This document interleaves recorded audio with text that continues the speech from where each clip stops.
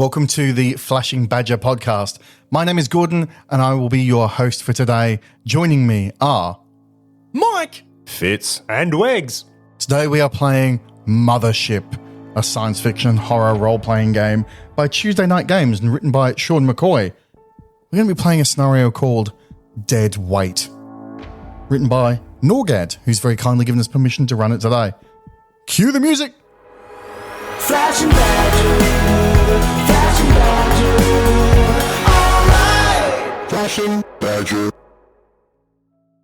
7 or so months ago, you all took berths aboard the Adamant Lapis, cargo ship doing a routine courier run whose job was to go through and pick up multiple stops at research sites, pick up material samples and bring them with them. There's about 15 crew on board. One of those crew is none other than Percy McMurdo. Wegs, tell me about him.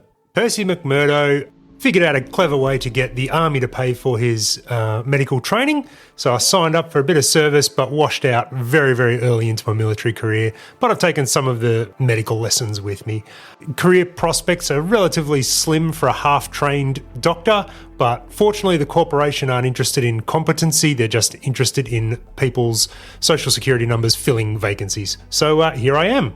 I'm the ship's doctor. Now, I know that you've bumped into and made friends with Dr. Renato during the course of this, Dr. Emily Renato. Oh, and Rennie, great chick. She's a sort of kindly lady in her 50s. Did I say chick? Lady. She's a kindly lady. Everyone's a doctor on this ship as well. But she's a research doctor. She's a xeno-biologist, obviously.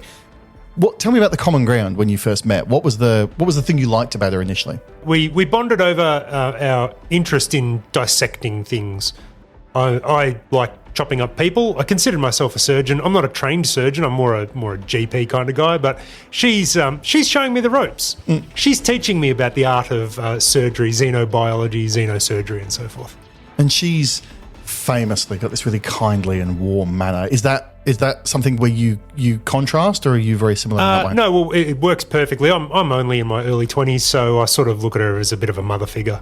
She's taken me under her wing, and I look up to her and respect her quite a lot. Mike, tell me about Maxine. Maxine Double Dutch Van der Holland. I'm so proud of that nickname. Double touch. Do you expect us to say it every time? Every time. Maxine was raised on the belt and by the belt. She had very strict parents. The kind of parents that were hard on her to teach her that the galaxy wasn't going to give her anything and she had to earn it or take it. And she bounces from corporation to corporation. She's not getting sacked. She's the opposite. She's getting headhunted and poached. Really strong work ethic. She's pleasant enough to be around, but she's goal-focused. So she's not here to have fun and play. She's here to progress her career, get results.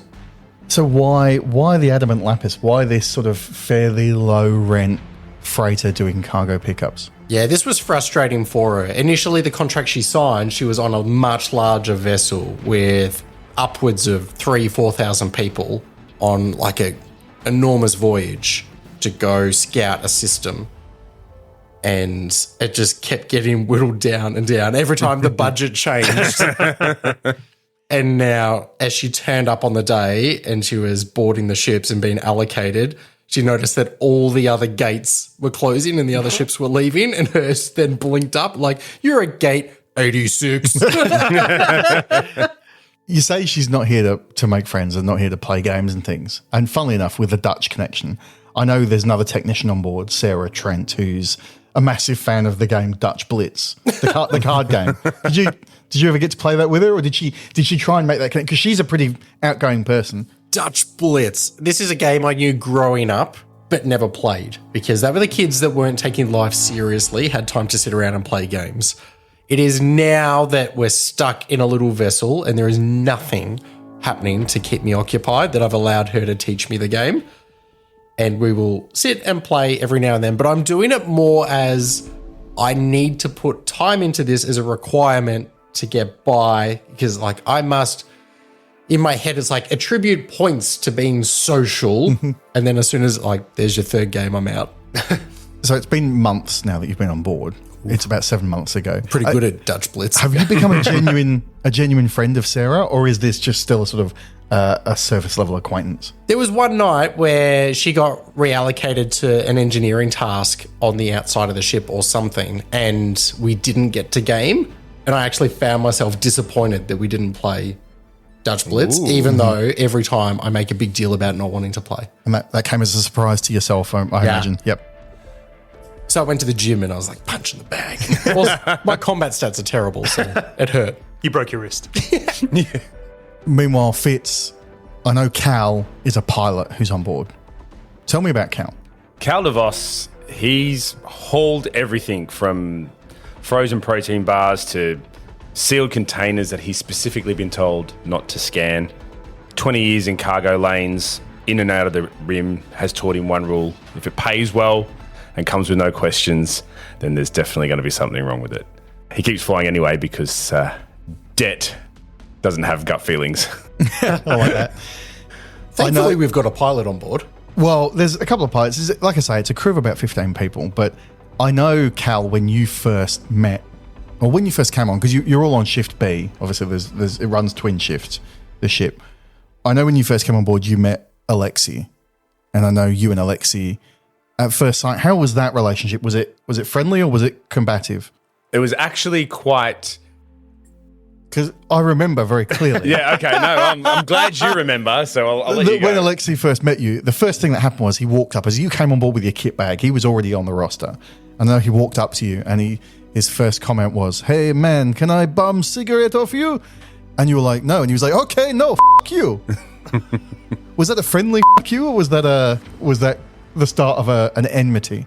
I love the idea that he's been there like 15 minutes before him because he's been there, like, roster an hour earlier because you're the first shift. You get to settle in and unpack your things. But he's big dogging you like he's been there for 3 years and you're the new guy. You're like, man, you've been here 15 minutes before me. Yeah, and exactly. And I've been on these cargo ships long enough. I've been with enough crews, both living and dead, to know that when someone's the big kid trying to establish himself on the ship first off, where they're trying to do the old, I'm the big dog here, give me something for free, and then also fuck you. So I basically laugh in his face. I know what he's doing, and I take it as a serious F you, and I just ignore him and do the old brush pass. You know when you do the brush pass and you hit with the shoulder? I've done that one. You flick a bunch of switches in the cockpit. And on the way, I do the bump pass as I hit the shoulder, and as he's standing there looking at me, I turn the light off in the room as I walk through to the next star. I like that. He has to at some point stand up to go to Exactly. And on the way out the door, you go, "Hey, champ, you want me to leave this door open or closed?" Whatever it says, you do the opposite. I do the opposite. You do the opposite. Yeah. No, I like that they're automatically closing bulkhead doors as well. So he's like, "No, door automatically closed. What? Are you been on it closes?" He's like, "Oh, god damn it." Didn't ask for your life story, Alexi. At some point, you're walking down the corridor together and you like do the hip and shoulder, but you bump him into the airlock, like just in there, and you keep walking. You're like, you fake for the button. It'd be a real shame.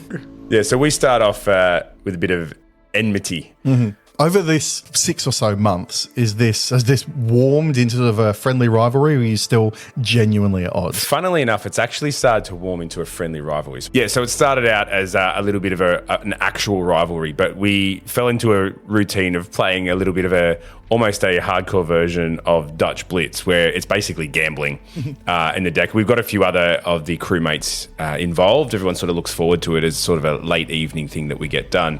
And within that, it's developed into almost a friendly type rivalry, which is actually now degraded into more and more outrageous pranks on each other. Putting live space slugs in each other's morning cabins coffee. and more, putting salt in each other's morning Java and all those kind of childish pranks that two people who actually are very, very similar, who pretend to hate each other because of it, are doing more and more across the ship. The captain loves you guys. Yeah, I was going to say, Captain Mary Cower. How does she go with this? She hates it. Yeah, hates it because she's known as being she's kind and she's forgiving, but she's pretty forthright and she's pretty open about her feelings. And she's kind of got there's a bit of a maternal energy to her that she will just tell you straight, knock it off. Well, we've been on this ship for quite a few weeks now, and this is the first time very recently that the captain's actually hauled both of us in. And even though we're probably older and more experienced of the crew here, she's treated us like two children who are in trouble at school, almost threatening to bang our heads together because of the last prank we played. One of the crew members was almost quite badly injured, and some damage was done to one of the bulkheads. Was it one of the Shift A crew members or one of the Shift B guys? It was one of the Because I know you're on Shift B. It was one of the Shift A crew members. It was something that was set up to... I think it was something that Alexi set up to get me when we started the next shift, but one of the crew A members unfortunately mucked around with the package that was left for me, and as a result, some very, very minor injuries were sustained. Burnt eyebrows. Yeah, basically, yeah. I picture you both sitting outside her office waiting. Like, she does the thing, she's ready to speak to you both, but she makes you sit out there for 5 minutes One together. on either side of the door, Yes. sort of looking at each other and like very quietly under our breaths, you know. 6 months or so went by. 5 weeks ago, you guys completed your most recent jump. Cal, were you the pilot for that jump, or was that a Shift A job? Were you off shift? It was actually me that did that jump. It was a Shift B jump. Shift A set it up, did all the calculations and schematics and all that, because it takes quite a while to do that. Yep. And then I just utilising their formula did the jump myself. Doc, I know, Maxine, you were born at the belt. You're a born spacefarer. You've got your space legs. Doc, have you got your space legs, or is a jump still hard for you? I'm not a natural astronaut. I'm not a natural spacefaring man. Even to this day, I'm popping the occasional, what they used to call on old Earth, the Coast Guard cocktail. So a mix of anti-nausea medication and stimulants just to keep me functional. And rum. The ship is this big cargo hauler that literally has a sort of vacuum section in the middle where cargo containers are locked into the superstructure of the hull. As you'd all know, the Starship CRV J2C2, you guys would know that, being fairly experienced spacefarers at this point, but it has the 2 tugboat engines on the back that actually, to haul cargo around, actually unclamp from the rear of the ship, attach to a cargo container, lock it into position, and then remount on the ship. So they act like 2 small runabouts in their own way, but they're also the primary propulsion for the ship. Across the body of the ship, there's the large front section where most of the command stuff is. Right down the very back is all the engineering section. And there's 2 fairly narrow gangways that connect either half of the ship with that big open vacuum in the middle, where cargo containers are slotted in, and they're connected in that they become part of the ship. One of the cargo containers has been repurposed for a laboratory. There's all kinds of different stuff on board. 2 weeks ago was your last cargo pickup, and the rogue asteroid 98 Gobstopper was captured briefly. Samples were taken and brought on board. Is it you guys who are going out and doing that job? Like, I know, Maxine, you're a mechanic engineer, and Cal, you're a pilot. Obviously, Doc, you're probably on standby, but do you guys actually go out and pilot one of the tugboat engines out to grab the samples and return them to the ship?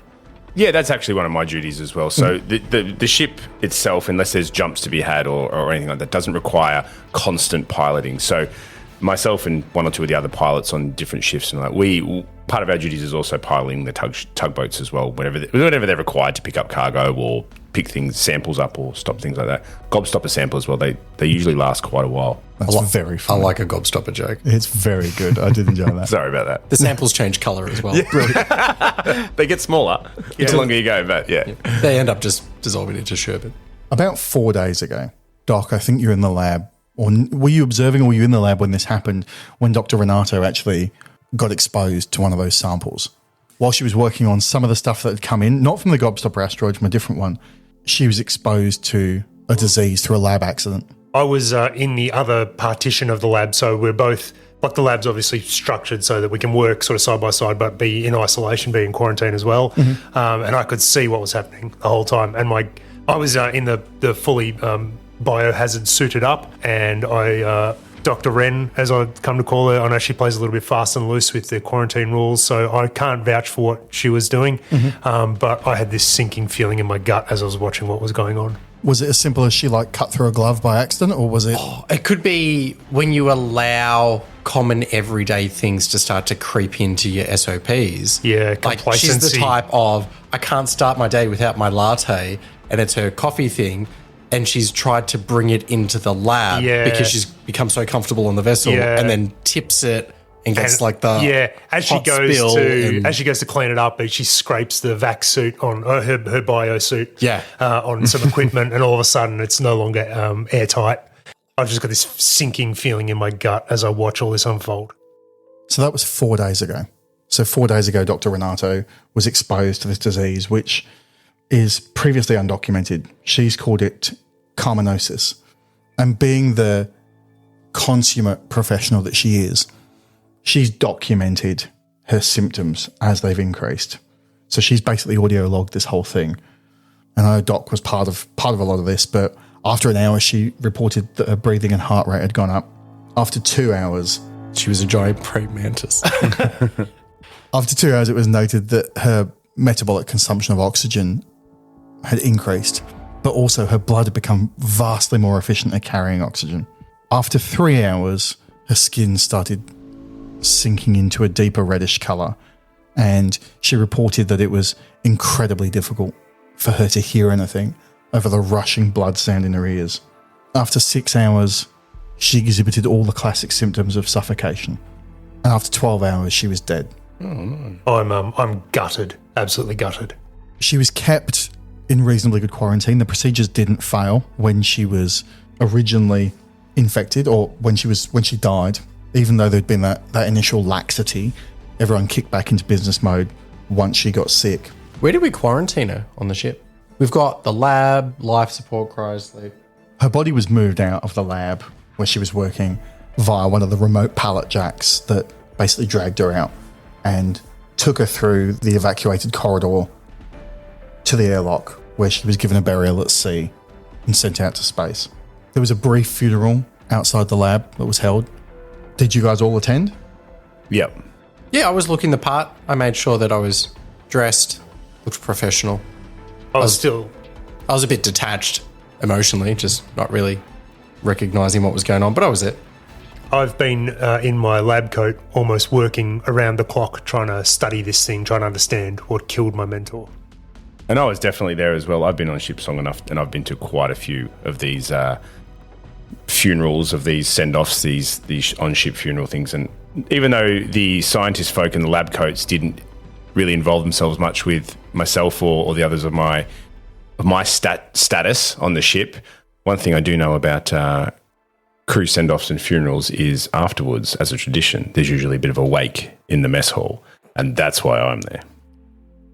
And I like the idea. Maxine was one of the team leaders for going out to collect samples because she doesn't necessarily specialise enough in something that she would be hands-on all the time, but she's professional and sensible that she's entrusted with being a team leader. And as a result, since then, she's been doing these personal debriefs and going back through the practices of how things are run. And she's laminating and putting up signs throughout the lab and other places about the practices, the things that are real basic, like first day, step 1, step 2, step 3. She's putting up, and that's upsetting some people. Me most of all. So Doc, you've been working in this temporary lab that's now been set up in storage container H. You're carrying 6 containers at the moment. You've got berths for 8, but there's 2 vacant slots and temporary lab. And I know Dr. May Lau is working in there. She's working absolute overtime trying to figure this out as well, because there's a very real concern now that there's a live contaminant on the ship. Yep.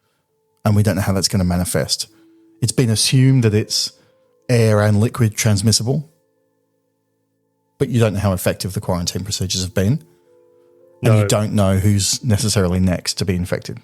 But I've moved all my personal effects into the new quarantine zone. I'm almost overcompensating for the death of my mentor, and I've gone into overdrive. I'm sleeping and spending every waking minute in this sorry, it's a cargo hold, is it? Cargo hold H. So that was 3 days ago that the funeral was held. I know you've been working big hours since then. I presume Maxine and Cal, the shifts have run pretty standard. There hasn't been much change to routine? No, and that's important. If you've only got the 2 crews, then trying to pull doubles or extended shifts, you can only sustain that for a day or 2 before fatigue sets in and you're making more mistakes. It's best to keep it uniform. I did mean to ask you before, Maxine, Double Dutch. You're the 3rd Max on the ship at this point. How does that go? That goes that you asked me to create a character before I know what we're playing. I sent it to you. Why wouldn't you tell me to change my name? Because I thought it was fun. There's 2 Maxes on the same shift, and you'll note they're Maxine Fletcher Smith, who's a technician, and Max Smith Fletcher. When we play team-based Dutch Blitz, we're known as Triple Max as a team. That's nice. I like that. Or Maximum. Yeah. Power. Maximum. I like that one. We've got a lot of nicknames. So that was 3 days ago. 3 days ago, the funeral was held. The 3 of you are now off shift. And as you know, the way the shifts run is primarily that you cross over at what is shift A's dinner is your breakfast. They sleep while you guys work. You have a lunch meal. You work again after that. You go to dinner. Your dinner is their breakfast and so on. So it's this constant. You're only ever seeing them in passing at the tail ends of your day. I know we're not orbiting something, but it'd still be nice if we called it day shift and night shift. They find it's much better for the benefit of the workers that the lighting cycles reflect that it's always your day and your night, and it's always their day and their night. They artificially create a night for both of you. So everyone gets the benefit of working day shift. And even though it's arbitrary. And they pay us less. Then they pay us less. Yeah, no penalties. Even though it's arbitrary, I like the idea that there's still sort of a rivalry between A shift and B shift, and B shift has a bit of a chip on its shoulder because they're the even B though team. the name is just B, it could be anything. They're the B team, and A shift sort of going, we're the A shift. There's absolutely zero difference between any of us. And we're on the B, aren't we? We tried to are. rename it to like A shift and platinum shift. yeah. You know, like the name doesn't matter. You're like, well, if the name doesn't matter, you've got no issue with us being platinum. Super duper platinum gold shift, and you can Double be A shift. So you're awoken in the middle of what is your night. You're all in the dormitories, rows of bunks where you've got basically a bunk and a small locker next to it, which is all your personal space. It's partitioned by curtains. All the beds are in a row. So is it a bunk that someone sleeps above someone else? You tell me. Yeah, they're grey, metal. Yeah. I'd like fairly lifeless. I'd like to have that they wouldn't, but I guess this is Mothership, so yeah, everyone gets, it's like a submarine almost. Yeah, and I picture that even from my bed, I can still see 10 rows of beds down someone else. Maybe they give us like a little shower curtain that you pull along your bunk, and that's meant to be how you can detach from the rest of the world. But you can still hear Alexi snoring 4 bunks away, and you know. So photos that you have of your families and things, they're actually printed onto that shower curtain. Oh, and so when you pull it tight, it has a collage of photos and things. Except for the people who have no families, and it's just grey. You get allocated families. Yeah. Exhausted from another 18-hour cycle in the dark? You need a break. Treat yourself with a Neuro Nougat Bar, the only chocolate bar fortified with governmental approved mood stabilizers and trace nutrients that could almost be called food. I ate one and didn't think about my family or my contract for 16 minutes. That's right, each bar is packed with synthetic chocolate substitute, reclaimed employee gel, and enough dopamine regulators to keep you productive. Neuro Nougat Bars keep you focused, compliant, and just happy enough. I can't feel my teeth, but I can feel my quotas. Available at all vending machine dispensers. A payroll deduction is required, a Neuro Nougat, because a satisfied worker is a productive worker. Because Neuro Nougat loves you. Flashing badger. So you're awoken. You're awoken in the middle of your night by the lighting going off, the collision alarm sounding, and the red flashing alert lights going, which mobilizes obviously your entire shift, wakes up. No one's sleeping through this. It's an incredibly loud klaxon. And looking around in the dormitory there, you see all your shift B bunkmates scrambling, coming and going. It's confusing. It's dark. Most of you just wear your jumpsuits to sleep in. You've got to make your way and find out what's going on. Tell me what you do. This is a handful of times in a lifetime occurrence. This is like an earthquake hitting. This is massively significant. But hull breach alarms are going off. The collision alarms are going. Maxine is so prepared that she just lives prepared. So, you know when you see like the actor will sit up or whatever and their shirt's already tucked in with the belt in the waist? So she's pretty much dressed but no boots on, but she knows exactly where her boots are next to her bed, lined up because they're in the same position every single day. So without even realising she's kicked into action, she spun her legs to the side of the bed and both feet are going into the boots. And she's strapping them without looking at the laces because she knows where the laces are. And she's looking out to the crew to see what direction people are starting to move. She's trying to get information coming in. See, I'm at the other end of the spectrum. This is the first time in 3 days that I've actually been back to the bunks. I've just been sleeping in the lab or sleeping in my makeshift lab in one of the cargo storage areas. But I finally relented and said I actually need to sleep in a bed. And I've only just hit the hay, so I've had like 45 minutes sleep. So I am disoriented as anything, and I am just following the crowd. I'm barely conscious. I'm barely upright. You don't have your boots on? No. I've got You one were boot on. spooning a fire extinguisher and as the alarm went off, you just... Are your bunks more? Are you nearer to each other in bunks, or are you separated out? Are you more to the port side or the starboard side of the ship? Well, B's got to be all together away from A, otherwise you'll wake each other up. So there can be some larger partition between. And because there'd be, let's say, 8 of us maybe on B or 6, then yeah, I think our 3 beds are, our bunk beds are all together. Yeah. There's actually 8 of you, yeah. And fine, you're down the port side. You're clustered down there, and like you say, there's sort of a gap in the middle where there's more longer term storage, like foot lockers with clothing and things. But your personal effects lockers are right next to your beds. Cal, how do you react? I react with what seems like cool, calm, and collected, but it's actually just tired experience. Like, whilst this is an unusual thing to happen, the old klaxon waking up, alarms going off, I've been through so many company trainings and so many sitting there watching the projector about how to act that I do actually default into the repetition side of quickly pulling my boots. I'm almost as efficient as Maxine here, but not through being prepared, just through just general experience and tiredness. So I grabbed the boot song, which I've set out the night before, as we're supposed to, as per company regs. Zip my flight suit back up, basically, take my fluffy pink sleep mask off, and I go straight to the panel, which I assume is in the dormitory, just to see what's going on and what the directions are, because that's usually what happens, I'm thinking. Because you're so good at multitasking, whilst one hand is on the keypad, can the other hand be grabbing the white or red warden plastic hat? Yeah. And you sigh as you have to put it on because the company video is like, you must identify yourself as the warden. Warden for the Put thing, your hat on.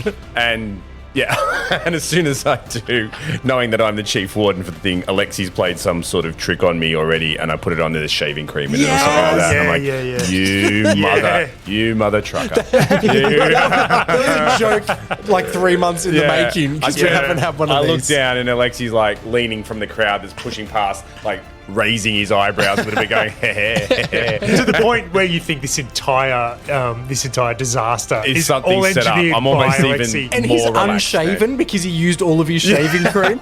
He's been waiting for this to pay off. But yeah, I go check the closest panel as well, just to see what it is and where we're heading. But I'm thinking that I'm going to have to start heading towards the bridge because as the pilot, that's where. Well, the board is lit up. There's multiple hull breach indicators across food storage, mess hall. That whole area is showing as 0 atmospheric pressure and multiple hull breaches in the area. It doesn't give you, it just basically gives you the rooms shaded out in green or red.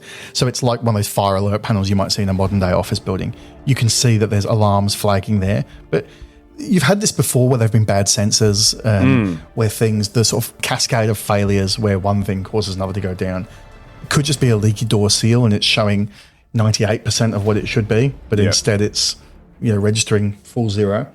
So I don't feel like this panics you straight away. No, in fact, because the alarms are so big and so broad, I actually take a bit more comfort thinking clearly this must be a mistake. You can't have this many hull breaches and this many alarms going off at one time without some sort of collision or some sort of asteroid hitting you or something like that. I know ships well. I know the ship that I've piloted. I can feel when something's sort of off and wrong, and I'm not getting that sense at the moment that there's that someone could something burn wrong toast and it in will the set ship. off. I have seen this before, and I think the last time it happened was someone overcooked their space muffin. They just call them muffins. They just call muffins. I set that one up there. We call them belt brioche. So I'm actually a little bit more comforted, but I still know that there's a process and there's a procedure to do. And I start looking for ways on the panel that shows still where the emergency exit or where the best way to walk to certain areas is, avoiding what are flagging as hull breaches. I am going to get you all to make a fear save.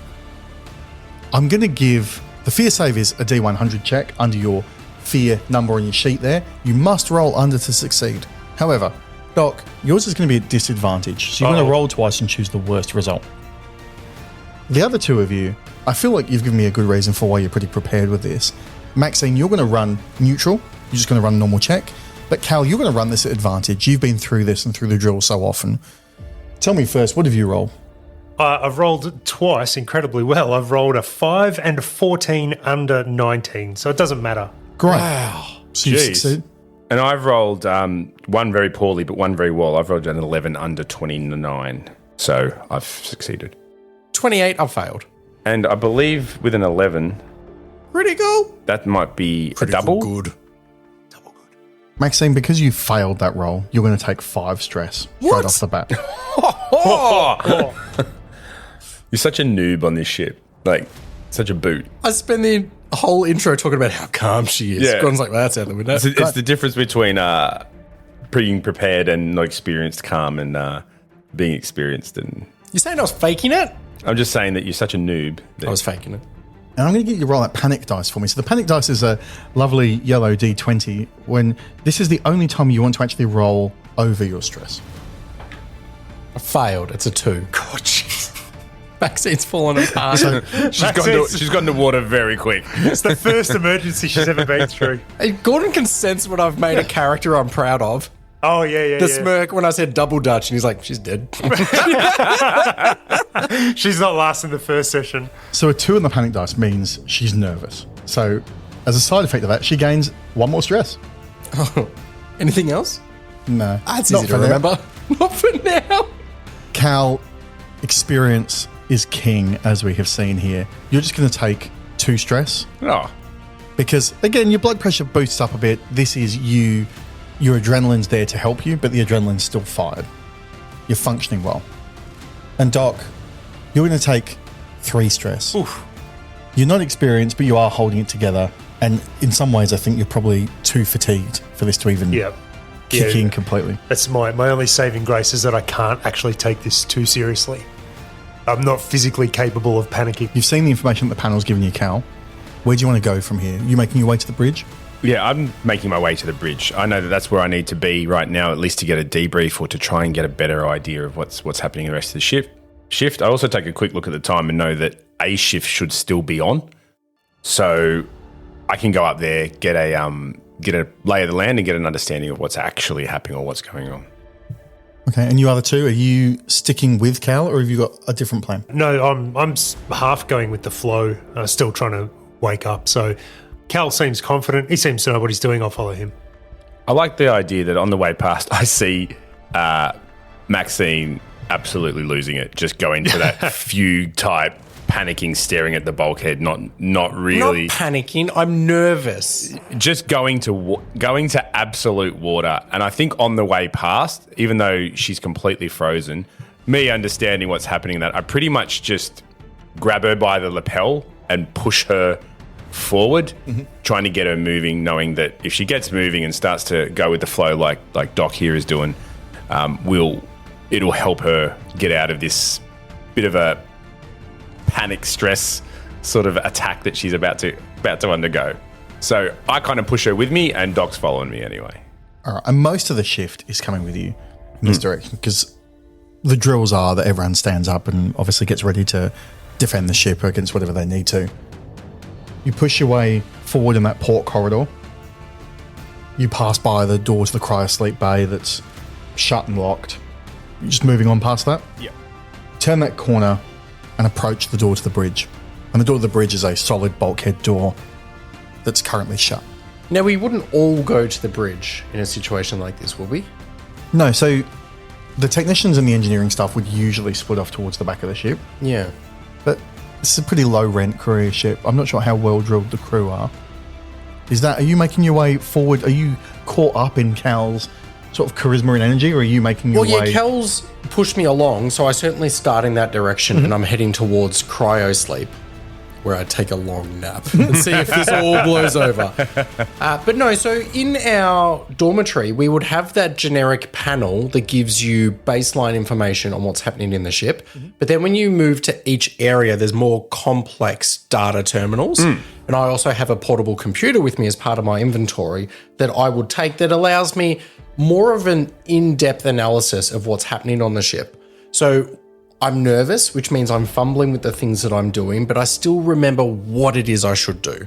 So I think that as I'm moving up the corridor, I now sort of stand back. I'm back against the wall and I have my little portable computer. People are filing past me, and it's those fine motor skills of finger on keypad as I'm now trying to access more of the ship's information to get an idea of what's going on. But it took me a minute to log in.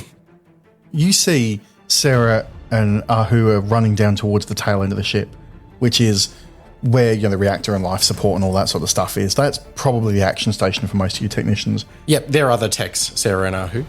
Yep. On the other hand, Alexei, Cal's frenemy, steers towards the bridge.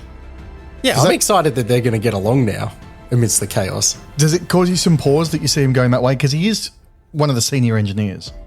Oh, Alexei, the technician, is going to the bridge. Alexei. Yeah. I know, that's fine. Everyone plays their own role. I would expect 2 to go to the rear, but not send all technicians in one area. And it's important to have a technician liaison in the bridge, which is what Alexei will be doing. And then I can make decisions from anywhere on the ship and relay those comms. Where's Maxine meant to be? Because she's parked in a hallway, sort of trying to jack into the systems. Where's she actually meant to be now? So what I should be doing is heading to the rear of the ship to put those 2 in position, give them tasks, and then I'm permitted to move. I would normally, once everything is under control, move to the bridge and be the liaison for the techs there. But that can take anywhere from 5 minutes to 3 hours, depending on the situation. So that's why I have Alexei head to the bridge first. Doc, you're the probably least with it here. Are you just being swept along with Cal towards the front?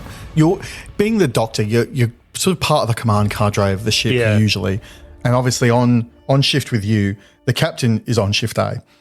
On shift with you is usually the chief officer of the XO, Donald Weaver, and I know Weaver is stern. You get flashes of humour from him, but he's pretty stern and pretty straightforward, and he's got a sort of slightly passive-aggressive manner to him. He's like, I'm sorry to pester you, but it appears we're behind schedule. I'm starting to come to, and I'm starting to wake up, and I'm kicking into crisis mode. The adrenaline's starting to wake me up a bit more, so I'm starting to think, do we have staff injured? Does anybody need like stim pack, or has anybody been exposed to the vacuum or anything like that? Well, funny you say that, because as everyone trolls out and you see the shift sort of split in this corridor, you don't see Weaver there. You haven't seen the XO go past you. Okay. And usually he's not on your case, but usually he's pretty forthright in his expectations. Pretty direct about what he wants from me. Cal, you arrive at the door of the bridge. All the status lights are green. There's no indicator that there's a problem there. You hit the button, door slides open. You are greeted by the bridge empty. Oh my God. That's the bridge. You're greeted by this empty bridge. All the autopilot lights are engaged and normal. This is pretty standard operating state for mid-shift. Usually there'd be someone manning it, but it's not mandatory at all times. Tell me about the checks you make, or what do you do when you arrive there? Yeah, so it's not super surprising given the status of the emergency that's going through. I would have expected to see someone at least returning back roughly around the same time as us, but not super worried. I basically go up, do the standard diagnostic checks in the pilot chair. I just go straight to it. I may give Alexei some sort of chide. Alexei and I are chiding each other on the way through. I'm like, what are you doing here? You should be back in the thing. Oh, well, He's like, hey, Cal, you think I'm going to miss this? Finally, piece of excitement on ship. Hey, do you like your vest? Is it a smooth menthol flavor? Yeah, and then all of a sudden, he's like doing the whole, I'm going. You shouldn't be up here. This is my job to check up here, and he's doing the whole. Yes, well, I know you're going to break it, and I'll have to fix it. So You have different preference settings on the controls, and you each keep flicking them to your own preference, like dimming the lights and the user interface layout, changing it back and forth. I've switched his around to complete, so it does the reverse of everything that he's asked to do. Those kind of. I can't things. believe you fly inverted, crazy. But I checked the course to make sure we're still on course. Is one of my first things, and then I also, as a thing, check the course to make sure it's on course. Check the status of the computer, and then check where the captain and the rest of the crew are.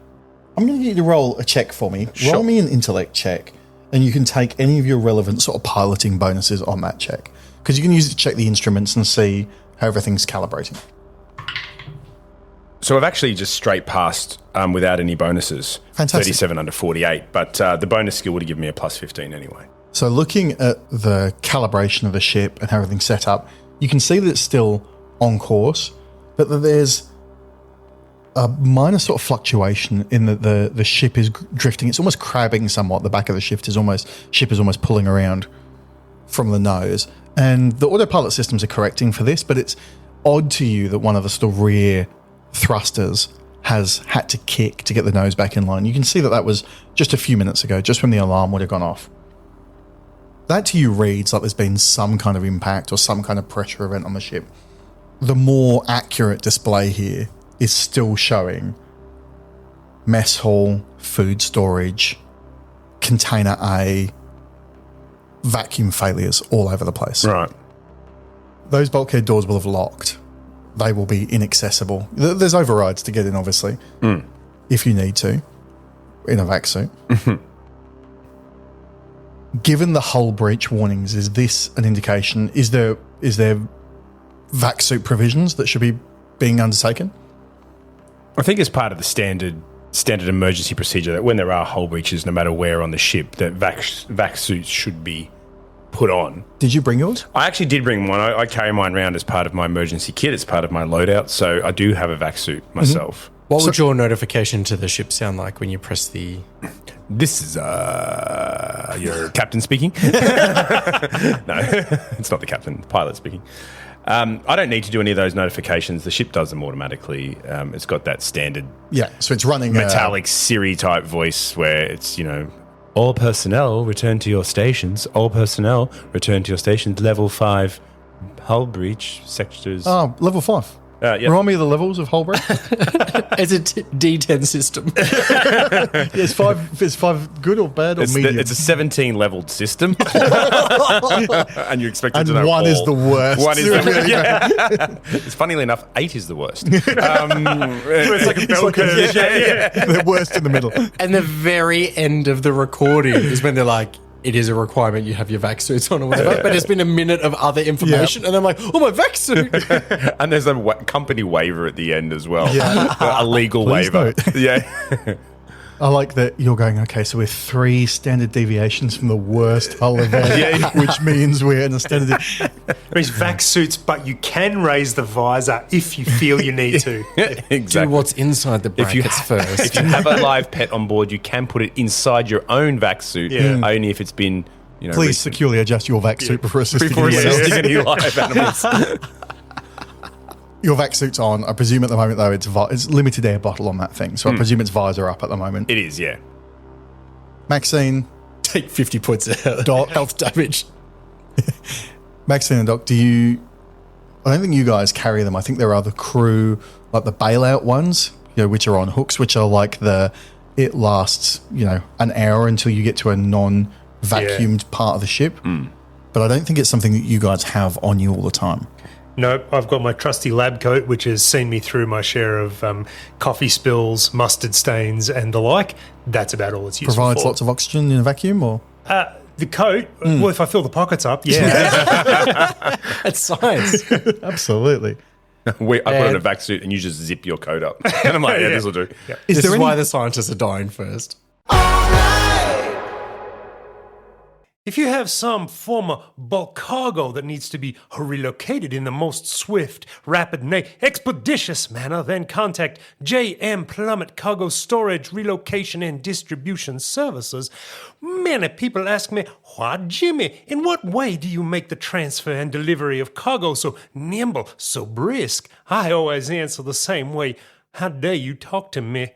But no, humble listeners, I joke, I jest, I chuckle. My real answer is by utilizing the power of the revolutionary gravity drive. Imagine that space is represented by a piece of paper. Now imagine that we fold that piece of paper, pass a pencil through a hole. Bingo! We have crossed the interdimensional threshold with nary a side effect. If you find yourself considering an inferior service, a fraudulent service, a service run by a charlatan or a fraud such as Timothy Cream Whip and his so-called Planetary Express, then friends, I beg you rethink, reevaluate, nay, reconsider your options. Instead, ship with J.M. Plummet Esquire. I personally guarantee that none of your cargo will end up abandoned in the abyssal nether realms that exist in the void between space. Flashing Badger. I don't think there's any comms between the three of you now that you've separated out. I don't think you're wearing headsets or anything as a matter of course. I think on shift, between stations of the ship, there's like the almost the field telephones on the wall where you can call up to the bridge, or the bridge calls engineering and, you know, engine's full and all that stuff. So in isolation, obviously you don't know what Cal knows. Maxine, you're getting that same information though when you've tapped in the computer net, which is about the vacuum breaches. It looks like all the engineering functions as they were, the reactor and life support and all those things are working as they should. The load on life support has now had to counter for, it's initially started, it's amped up its output to try and counter for air rushing out until the bulkhead doors have sealed, but they seal incredibly quickly. But the system has taken a while to find its equilibrium. But looking through those stats, roll a check for me, intellect, using whatever specialist engineering skills you have. It'll come out as a fail no matter what. I've rolled a 95. Yeah. So you're not doing great. You're not interpreting these perfectly well. You can still tell the basics. You can tell that the reactor is fine. You can tell there's no meltdown issue. You can tell that life support is still functioning and that these rooms are in a vacuum. But you're not getting that in-depth information that you would have got by actually analysing. And it's something that probably could have given you a little bit of a chronology of how things had worked by working out which systems failed in which order, but your mind isn't working like that at the moment. And I think the reason why is that I'm still back against the wall as people are moving either side of me in this cramped, narrow space, and I'm not focusing on what parts of the computer program I should be using. And each time someone sort of bumps me and moves through or distracts me, it's resetting my concentration, and I'm trying to do too many things at once and nothing's working. Is the reason why not that you're a choker? You choker? You're so mean. You're loving that I'm rolling cold. It's brilliant. It's unusual because usually you're pretty lucky. But I'm rolling hot today. I love it. Doc, you've swept up with Cal to the bridge. Yep. You're in there. Is this...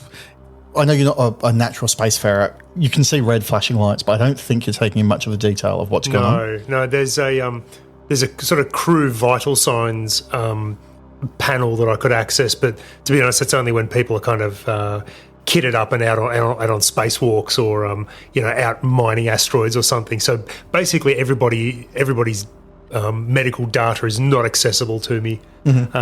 So I sort of cast my eyes. There's no one in the bridge who needs medical attention, so I'm sort of turning to Cal and thinking, what's our next move? Like, yeah, and I guess by this stage, I'm running through all the basic systems checks and all that, but it has sort of started to occur to me that in these emergency situations, the CO should be on the bridge with us, sort of taking at least the shift CO. If not, if the captain's not because we're on different shifts, that's okay. But the CO should at least be here with us by now. Yeah, and or it's something at least. Yeah, it's sort of something I mentioned to you as Duck. It's sort of just generally said out. Where's the CO? He should be here by now. And I think, good call. I checked the medical oversight AI interface, and he hasn't even sort of strapped on his medical advisory wristband, or like so he's not in the game.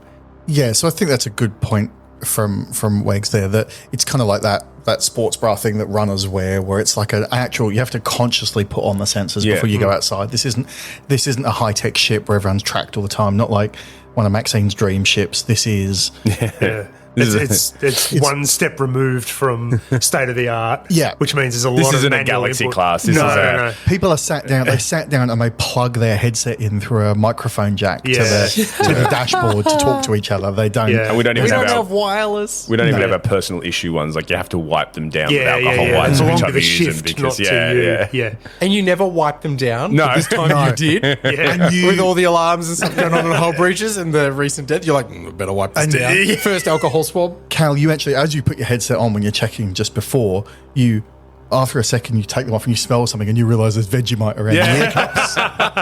Alexi! And Alexi's just chuckling in the background.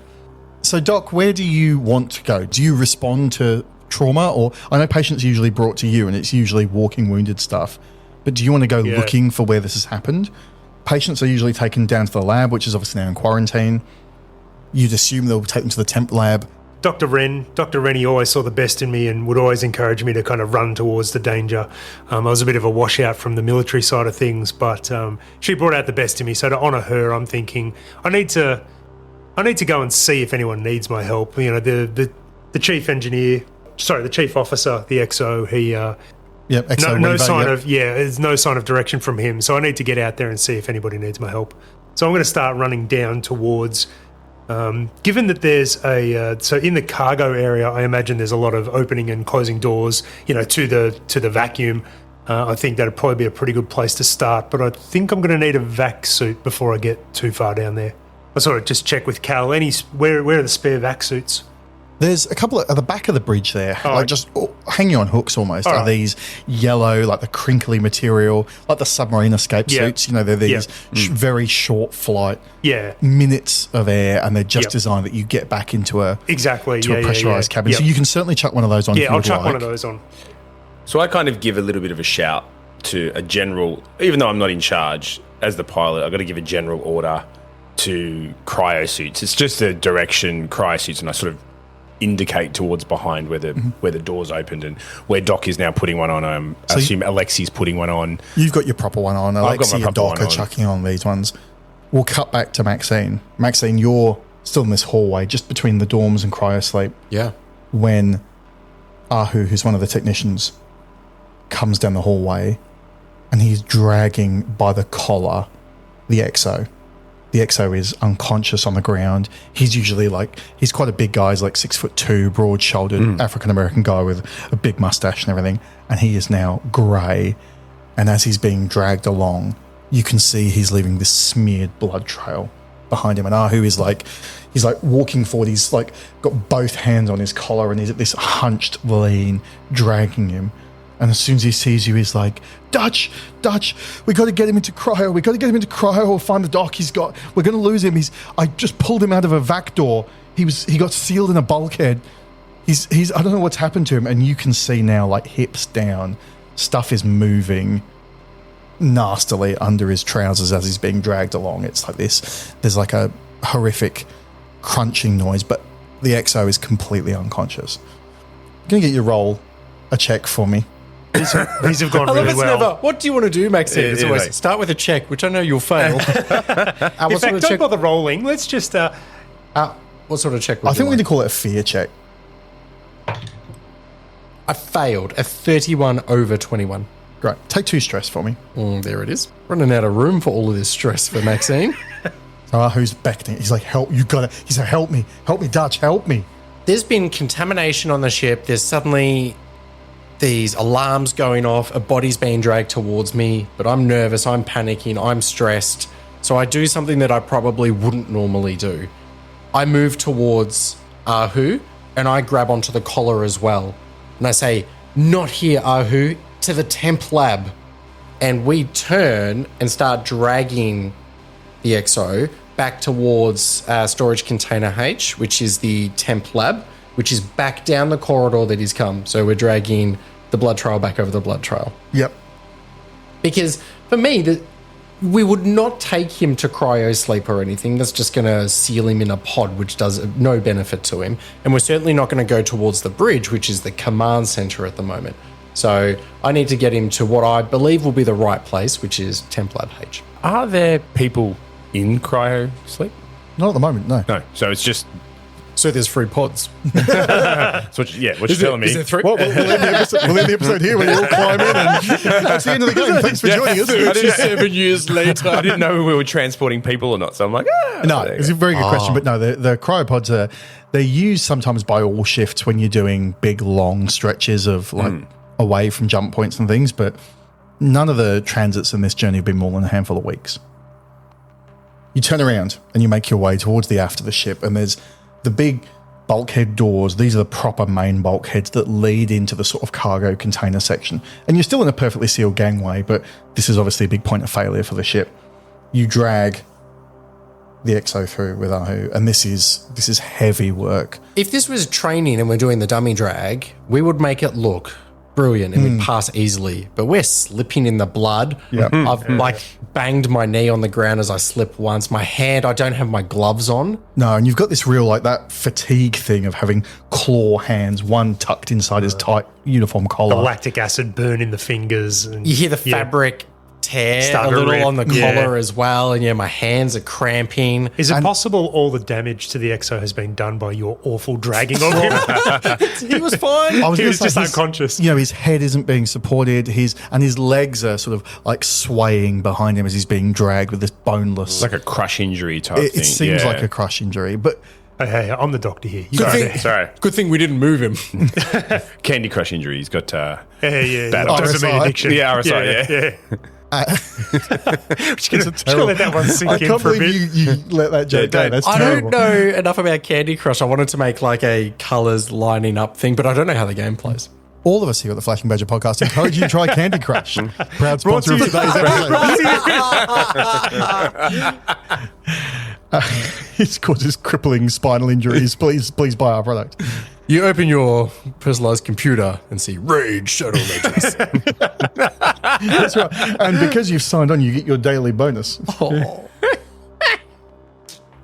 Doc, you turn into the corridor and you see them at the far bulkhead dragging 2 of them. You can only make out Dutch from behind because Dutch has got quite distinctive hair. I do. It's the Which purple looks- bouffant. Oh, okay. Let's go blonde hair, shoulder length, perfectly cut straight along the back, but there's one thin purple stripe Oh, nice. that Yep. go, and it's off center to the right. Yeah. Could it be like almost a very long, because of the planet you're from, it's actually a cultural thing. What There's planet am I from? And and it's like a big long plait. It's like your hair looks so Is conservative. she a and normal. Padawan? Yeah, like a Padawan. Like a Padawan. We're not. But it's purple. We haven't paid the Star Wars license fee, mate. You can't say that. I draw my glowing sword. The point is, Doc. Yes, at a thank you. Yep. distance, you can tell from behind very clearly. You can see the other formula technician sort of hunched over, but you can tell clearly that this is Dutch. And you see them drag. You can see this blood trail on the ground, and you see them dragging what looks awfully like a corpse around. Yep. So the reason I put the vac suit on was to go and check the cargo area to see if that was where the whole breach had occurred and see if anybody needed my help there. So I'm sort of heading that way anyway. So I sort of, sprint as much as I can in a vac suit up to where Dutch is dragging the XO with Ahu. And What instructions are you giving them? Dutch has given me the plan. Say get him to the temp lab. I don't know what's wrong with him. He's not conscious. Yep. I haven't done vitals or anything. We're just dragging him.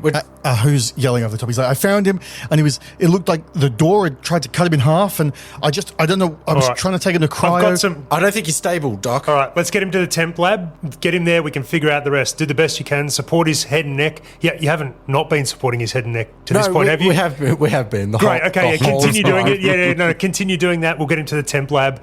Do you guys have vac suits? Can you try and make yourself? I don't have time for vac suits. Well, then you can't get into the temp lab. You can't be exposed to whatever we've been researching in there. Oh, whatever. That's sorry. That's the permanent lab. The temp lab's clean. Okay, temp lab's clean. Okay, cool. Well, you think Okay. so? I'll do a vac. suit when I can. All right. Help me get him in the temp lab, up on the table, and I'll start seeing what I can do for him. There's another few minutes or a minute or so of dragging to get him there. Are you going to do any kind of triage or assessment here, or are you? Not while we're moving. No, I think the key is just get him to the temp lab and go from there, or like dragging him through his blood. I don't know what.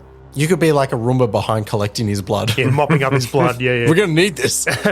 So are you triaging him, or are you assessing him initially here, or is it just straight to the lab? I'm following behind. I think the priority is to get him to the lab, but my training in surgery and my field medicine expertise, I'm seeing what I can see. I'm observing carefully the way his body's moving, looking carefully at any injuries or anything he might have, and so I'm going to try and take a really educated guess as to exactly what's wrong with him. So roll me an intellect check, please. Obviously, you get your bonuses for all your medical skills. With my master skills and expert skills in field medicine and surgery, I've succeeded. Great. So you can tell just from the way his hips and upper legs are moving, you can see that there is significant crush injuries to his midsection and torso. And you can tell he's grey, he's not conscious, his breathing's very shallow.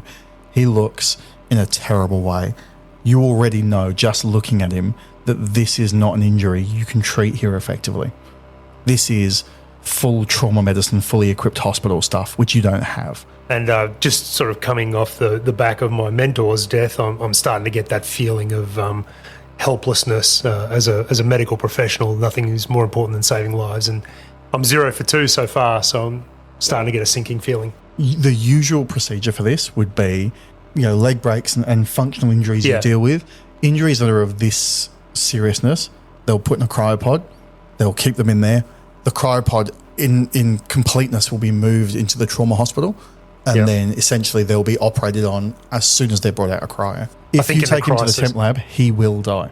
100%. There is no way you can treat him. Are you almost accepting that now and trying to make him more comfortable? Is that what you're going to do? Well, these are the thoughts that are going through my head. You do not have the equipment. You've got the training, but you don't have the equipment, you don't have the facilities, you don't have the operating theatre to fix the exo here. And standard procedure would be you get him to a cryo lab, he gets stabilised, the cryo pod in its completeness gets moved into a trauma hospital, and he gets operated on as soon as he wakes up. From your assessment, that is the only way he will survive this. Yeah. So even though I was thinking at the time there might be something in my lab, my makeshift lab, that could have helped, he's deteriorating too fast for me to consider treatment. It is just about stabilisation, cryo freeze, deal with it when the time is right. So... and it's not to guarantee he will survive. Like this is still a very serious injury. It's the difference between a 0.1% in my lab and a 1% in the cryo room. So, absolutely. Yep. Dutch, sorry, more dragging ahead of us. We need to get him to the cryo lab. There's now 2 U-turn marks in the white trail moving along. Yeah. And I like to think, Doc, that as you're sort of looking at this, you're like, were they coming this way anyway? Like, what Have happened? I just double bedroom? Who is losing his mind at me? He's like, this is what I was telling you in the corridor. He's shoulder to shoulder pulling him, and he's like hissing at you. He's like, you see, Dutch, I told you. Just because you're a senior technician, I'm a junior technician. And the hallway is just wide enough that we're not going back over the blood. We've instead made this snake line. Yeah. Oh, yeah. So it goes I'll up walk and out back. and go, how many people died in here? It's like, that's the same guy who just drove back and forth 3 times. And the exo is like, tell them to stop tracking. Just leave me here, for God's sake. I've just broken my leg. I'm fine. The exo, needless to say, remains unconscious. He's not even whimpering with the amount of movement you're putting on his damaged parts. Mercifully, yeah. You get to the door to cryosleep. All the lights show green. You open the door with him, and it looks pristine and untouched. There's a little bit of wrangling to get him into a cryopod because the foot end of it is slightly off the floor. They're up at like a 45-degree angle. But between the 3 of you, you get him locked into a cryopod. You press the button, the hatch seals down, and there's a tiny little window where you can see him. And it looks, at the moment, the vitals look really sort of weak and thready, but they're still there for now. Yeah, Stable. They go on. There's just blood-stained handprints all around the side of it and all over the controls as we were loading him in, and drag marks. Yeah. So I slump against the wall and just, head in my hands like, oh, God. You had to drag him up the hallway 3 times, did you? Yeah, I pooped actually. I might have a nap. You watched that happen. Doc, you go over to the panel and you press the button, and as you press the button to initiate cryosleep, the episode ends. Hey! With you guys having very little clue, I think, as to what's going on just yet. Zero idea. I still think it's just a mouse in the fuse box. Yep. That's Whereas I would happily trade places with Donald Weaver for the 1% chance of living, because I know this game system and I know what Gordon's like. So to recap, there is a dangerous virus potentially on the loose on the ship. There is some kind of critical incident that's happened that's affected the hull, and your chief engineer has gone to absolute water and contributed nothing so far. It's a real pleasant change for me because Mike's characters are usually end up rolling like superstars. So Hyper competent. I'm quite enjoying seeing him fall. He's not Batman like a person. anymore. Every roll was a fail that time. Amazing. Cal, I think, is pretty on board, and I think Doc is shaky but helpful. Yeah, doing the best he can. Anyway, this has been episode 1 of Mothership, where we are playing the scenario Dead Weight. Next week, we'll be playing episode 2, where hopefully some mysteries will be answered, and we'll see how our brave adventurers are going to find their way out of this pickle. Join us then. Thanks for having us. I've been Wegs. I've been Fitz. And Mike. I've been Gordon. We'll catch you next time. Thanks.